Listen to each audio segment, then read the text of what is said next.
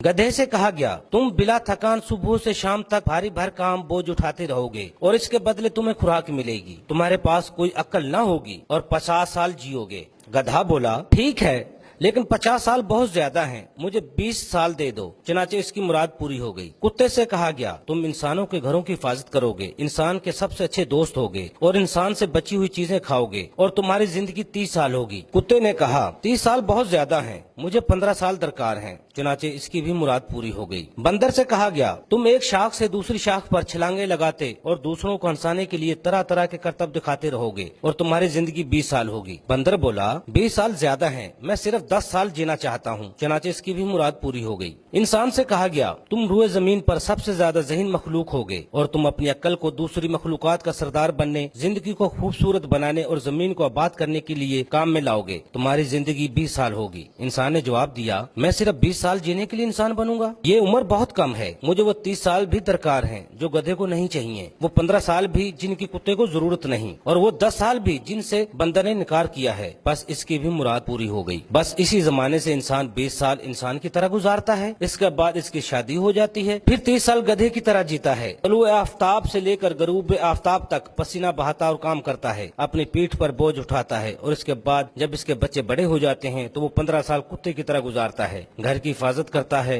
दरवाजे, खिड़कियां और बिजली के बल्ब वगैरह बंद करता रहता है और बच्चों का बचा हुआ खाना भी खाता रहता है। इसके बाद जब वो बूढ़ा और रिटायर हो जाता है तो 10 साल बंदर की तरह गुजारता है, एक घर से दूसरे घर और एक बेटे के पास से दूसरे बेटे और एक बेटी के पास से दूसरी बेटी के यहाँ जाता रहता है और अपने पोते पोतियों को हंसाने के लिए अजीब व गरीब करतब दिखाता और कहानियां सुनाता रहता है। Afzal Ayubi, DMH news, Lahore.